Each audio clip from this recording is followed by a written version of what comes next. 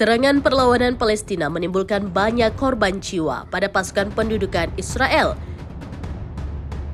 Terbaru, penembak jitu Brigade Al-Qassam membunuh 2 tentara Israel dengan 1 peluru. Brigade Al-Qassam menerbitkan rekaman yang menunjukkan beberapa tentara Israel berada di utara Bet Hanon di jalur Gaza. Dikutip dari Al-Mayadin, mereka berdiri di dekat pagar dan bangunan yang sudah tidak utuh. Sniper Al-Qassam selanjutnya menargetkan 2 tentara Israel sekaligus. Sebuah peluru ditembakkan mengenai seorang IDF hingga menembus badan tentara yang ada di depannya. Keduanya pun langsung tergeletak membuat rekan sesama prajurit panik.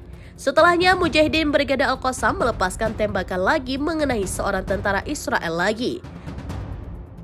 Sementara di Gaza Selatan, pejuang Al-Qassam menyerang tank Merkava Israel menggunakan RPG anti-tank Yasin 105 di tenggara kota Rafah.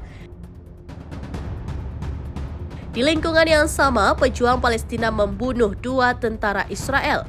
Pasukan Al-Qassam juga mengebom situs Israel di timur Jabalia di jalur Gaza Utara.